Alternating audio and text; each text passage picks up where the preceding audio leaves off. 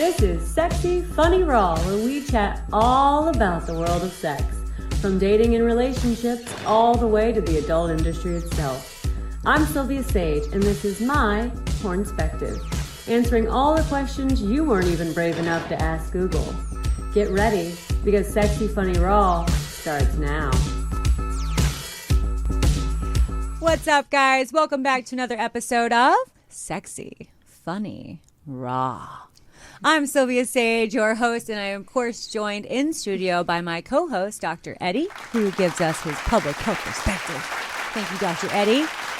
And in studio, it is an honor and a privilege. It is our very last week, but we have loved having her here all month long. Cherie DeVille, Performer of the Year, Adult Actor Extraordinaire, and my friend. Thank you for being here. I'm very glad to be here. Thank you for having me. You guys, we've got one hell of an episode coming for you this week. This might be my favorite episode. It is favorite, or I wouldn't even say favorite. Let's just say top sexual positions for female arousal. Because we are so very concerned about a man's ejaculation, which is going to happen every single time.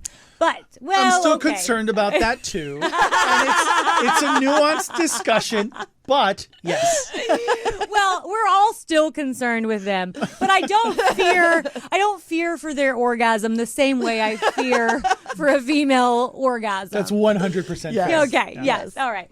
Because I think a lot of times, especially in porn, it's not the focus. The focus is typically on a man's orgasm. Well, a lot of porn is geared toward men. Men are often the purchasers, and so we're performing acts that the men like to watch. Right. You know? And I feel like even when we are having our, big orgasm moment in a film, they really like to have us have an orgasm in every position that you're in, which is just not realistic. So a lot of times, I can't speak. Well, it's certainly not realistic across the board. Across the board, yes. Across the board in porn, that is what they like. But across the board in humans, I would also guarantee like that it. Every actress is not having Right. an orgasm in every position. Right. Yeah.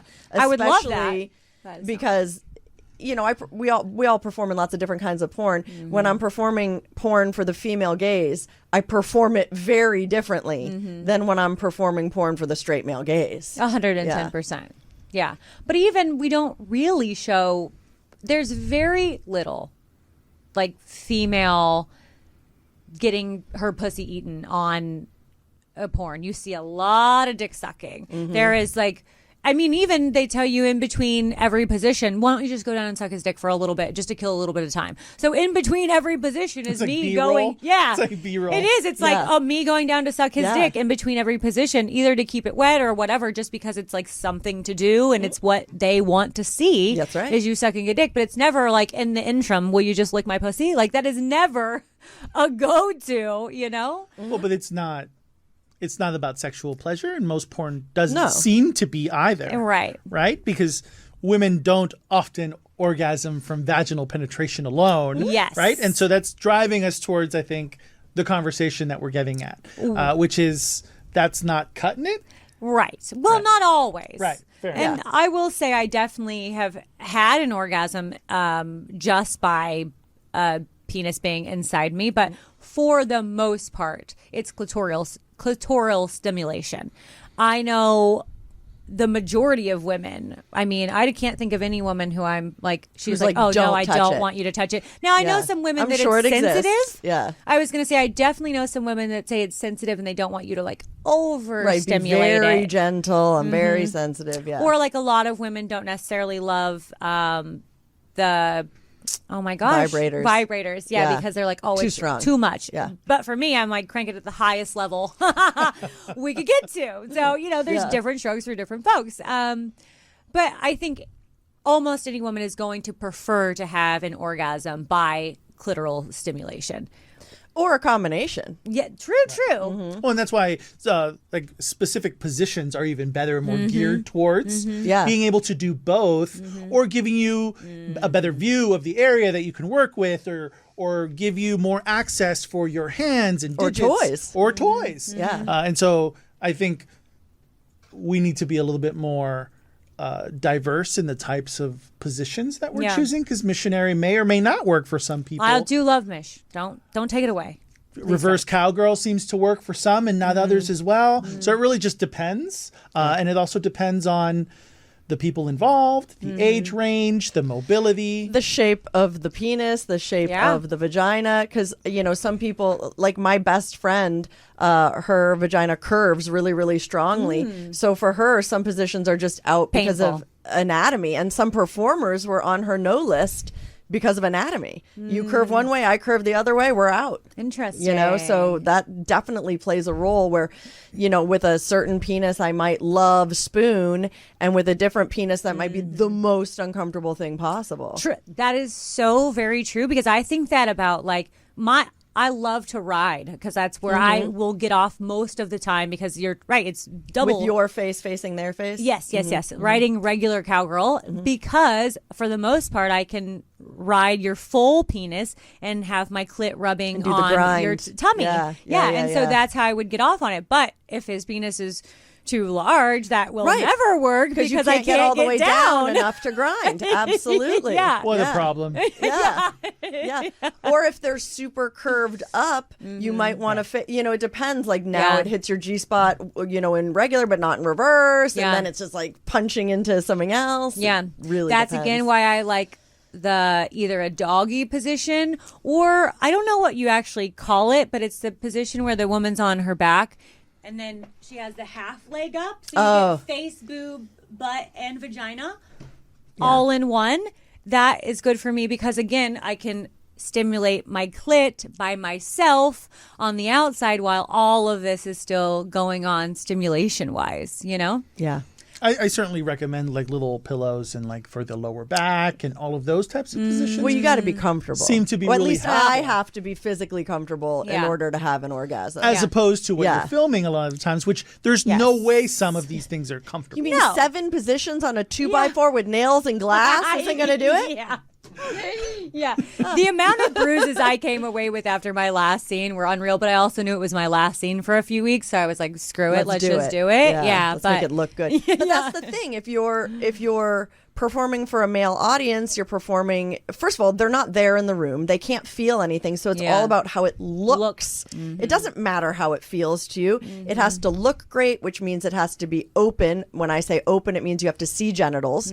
So that's inherently uncomfortable because, we kind of fit together in a straight line, not at a 45-degree angle. Right. So we're doing it because it looks amazing, not because it feels amazing. That's such a huge point, because exactly what I just said is me riding on top is my favorite, but because... You could never do that in porn. Yep, because I have a to couple open up strokes, to a camera. Maybe, but... Yeah, I have to open up to a camera and show you the penis going in and out. So the grinding doesn't show you a penis going in and out. No. The bouncing shows you a penis going in and out, which doesn't do anything for me. It might do it for my partner. And even then, if the camera was behind you, so filming your butt, so it could see you and the penis. Now you also have to turn your back completely around so that your breasts and your face are on camera, which is inherently uncomfortable.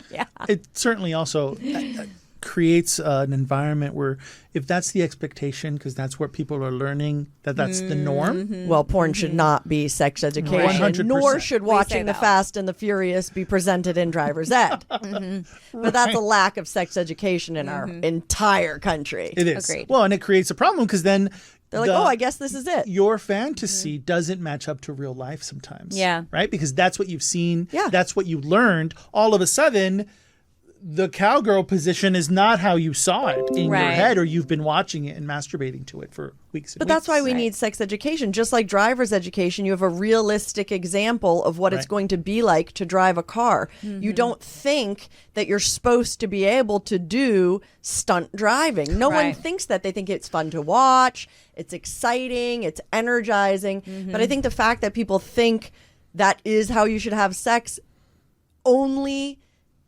shows me what a horrible lack of education we have. Well, let's even think about the intimacy that's lacking in pornography. I don't know about most people, but I'm not in love with my co-stars. Right, but I need the intimacy to also like truly enjoy the sex and get really into it, and for my vagina to even be receptive. Like, I love to kiss, but on a porn set, kissing is like, it's limited. Not a no, but it's just but it's close to the camera. You can kiss in certain angles when the camera's in certain positions. But if I'm in missionary and my partner, especially a male partner, comes all the way down onto my face, he's blocking my entire body, he's blocking my entire face, and that's not good for the movie. But it is good for me. Right. So I think it is important to have conversations, like we'll have today, about what sex positions, not what you see in adult film, but what are actually nice for your sex partner positions for female pleasure. Yeah. And for me,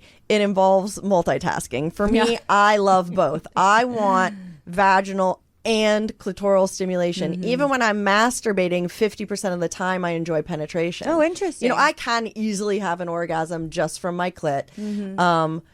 But it's better with both. Yeah. So for me, if I'm having sex with somebody with a penis or even somebody without a penis, I really want to find a way to penetrate and be in a position that's open enough. Like, I like Mish sometimes for the intimacy and the kissing, but I'm probably not going to come in Mish because I need to get a hand or a vibrator or a toy for me down there to really get me to that next level. Otherwise it's going to take me quite a while, 10, 15 minutes to come in with just because, Mish is just like clit. Every few you know what I mean? It's just like a little boop, boop. So it's going to take me a while. Well, that's important to note. Yeah. If you are Not going him, to... though. Yeah, right. He's getting good with every stroke. He's getting in there. That's important to know. If you are trying to get a female off, it is the repetition of things. I have been with so many men where I'm like, oh, I'm about to come, and then they change whatever they're doing, and I'm like, what? Why would you ever stop that? Because exactly what you were doing, what was going to make me come, and then you're like, ooh, switch it up, and I'm like, yep, now it's gone. You should do that when they're about to come, like you're jerking them off, and they're about to come, and you're like, they're yeah. You're about to come? Are you? Are you about to come? Yeah. Let's back up a second and not torture anybody.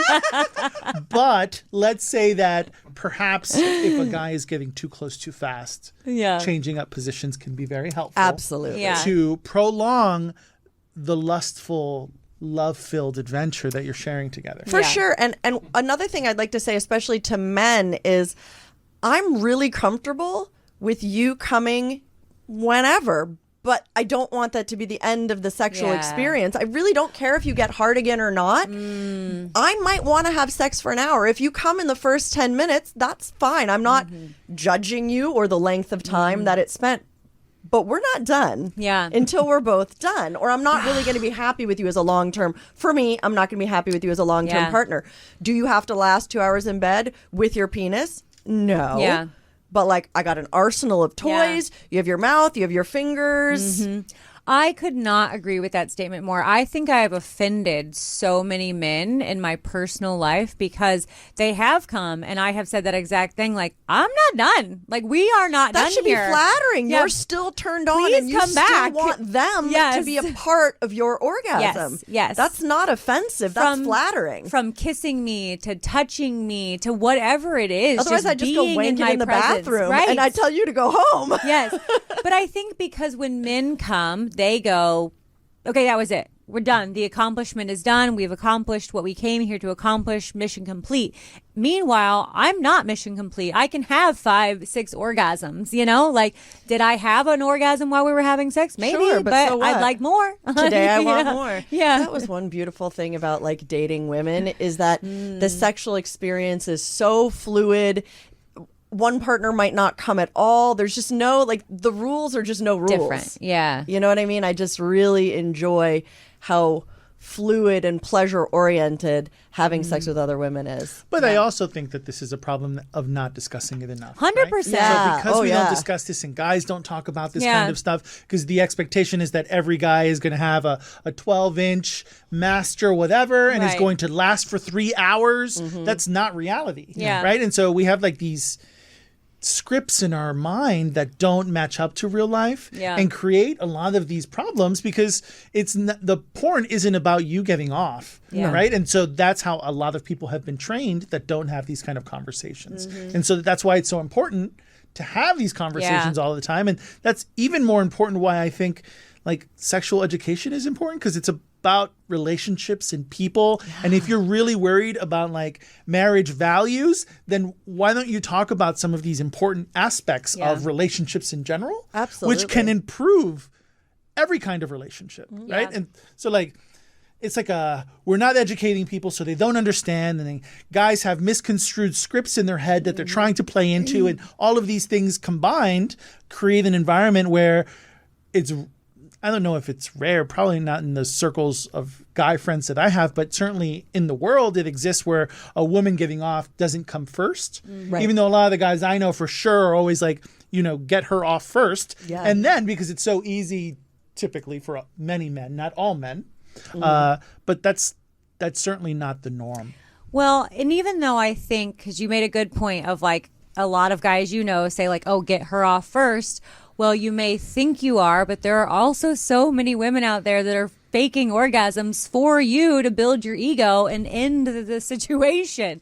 I have faked many of orgasms, even in my real life, just to kind of, stroke the ego or get it over with. I would like to hear from Eddie, Dr. Eddie, because I feel like in male culture, I don't care if you're gay or straight or whatever, that there's just like this huge amount of self-worth that's wrapped up in the function of your penis, what your penis does for yourself, what your penis does for other people. So I have faked orgasms, and not because I'm not comfortable communicating, but because sometimes it just hurts to hurt someone's ego. And I don't know what it is about male culture that has like intertwined those things so inherently. But that's one of the reasons it's easier to have sex with women, because I haven't found that the women I've been with have been personally offended if they haven't made me come. Yeah.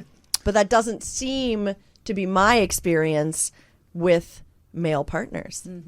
I mean, I can't speak for everyone for sure. And I would probably make some minor assumptions about the role of masculinity in culture and how men are trained since we're young boys, that is what masculinity means, and virility and masculinity are deeply tied to like a big penis, strong penis, control and dominance, and successful dominance of many partners, not just one partner. And so all of that stuff combined, when there are problems, right? And these were in times where people didn't discuss anxiety and didn't discuss a lot of the mental health, some of variables that are at play now, because society is quite different than it was in the 50s. Of course, right?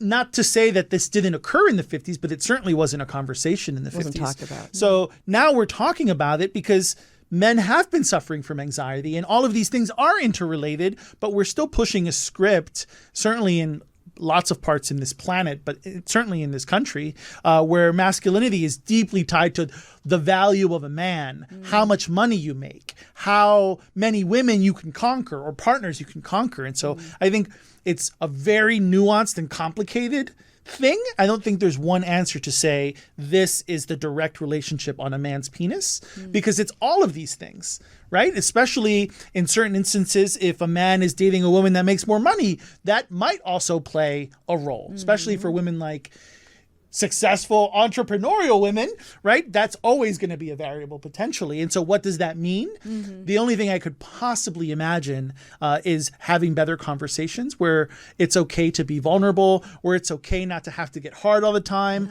But even in society, there's not one day that goes by where we're not getting some sort of ad, men in general, saying, hey, there's something wrong with you if you're not up all the time. Right. Take this pill, right? And that's a pharmaceutical campaign and all of that stuff, but that's a part of society. Yeah. Right? And so that's the expectation. Like, something is wrong with you if you are not up and ready to go the same way you were when you were 21, right? Because when you're 21, sure, for most people, it's multiple times a day and super easy, but things change over time, let me tell you. And that expectation isn't okay because we're still treating boys and men like they need to be that 21-year-old virile, hyper masculine, which leads a lot to that toxicity that has kind of perpetuated this misogyny and this all of this stuff, because that's the expectation on boys and men. And we don't often deal with men's health, and we don't talk about men's mental health. And so, not to take away anything from the feminist movement and the wonderful strides that have happened,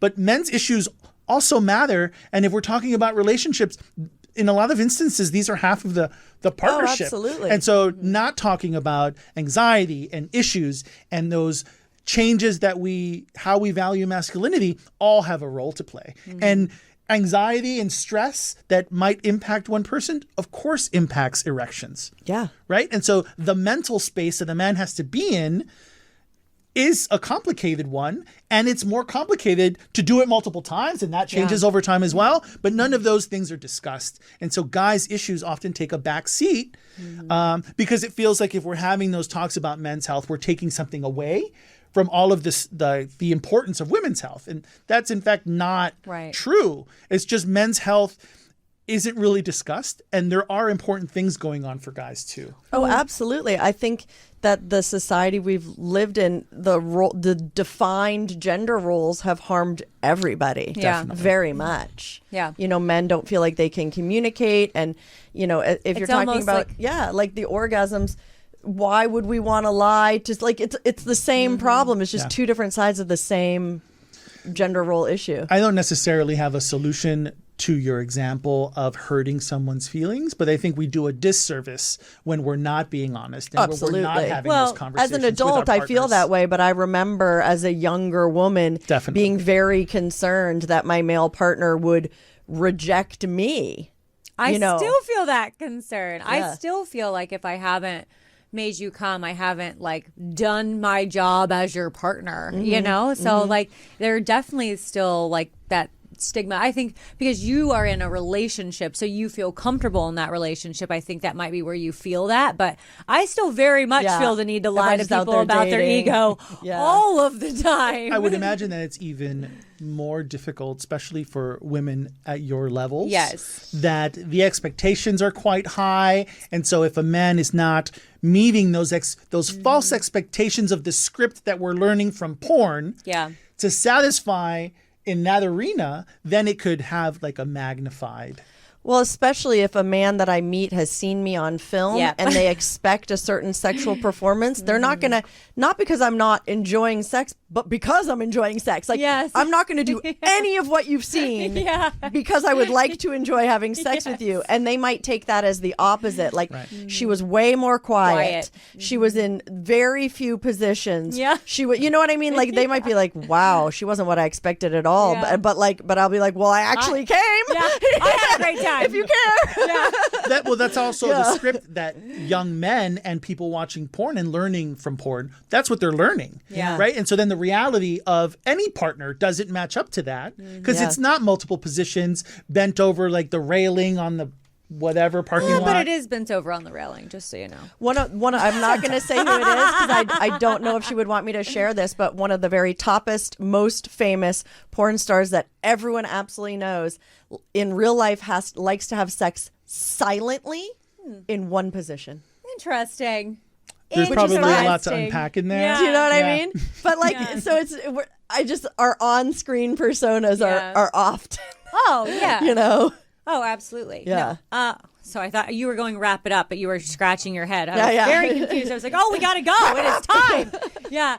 But I do think the main takeaway from this, and if you're trying to, get your woman off, I think the main thing we have to talk about is communication. That is the key. It is. At the end of the day, it's different for everybody. It's going to be different with your penis from the last guy's penis. It's going to be different from this woman's vagina to this woman's vagina. Everything is so independently different that if we aren't having the conversations and exploring different things, trying new things, and having the pre-talks and the aftercare talks, and everyone coming to an agreement of, what actually feels good. What feels good. And I think knowing your body. Yeah. Like masturbating. That's what I just literally just wrote that down. Yeah. So you've got, in order for me to tell you what I want you to do to my body, I need to know first. Yeah. Exactly. Definitely. Yeah. The last thing I would add is lube. There is never a moment where I wouldn't want lube. Always more lube all the time across the life course. Yeah. Period. Yeah. Right? Because saliva's not going to get it done, and our bodies change over time, and women's bodies certainly change over time. And so make it better for everyone involved. Yeah. Have a vat with a pump right next to your bed. Don't dig your hand dirty paw. Yeah, we've had that conversation. I don't know. We should reiterate though. Right. So yeah, lube, all that stuff can go bad. It all has expiration dates. You should be looking at all your bottles. Grows all over. Bacteria bottles. Bacteria grows on bottles, on everything. It grows within itself. Touching your fingers onto the mouth of the lube bottle.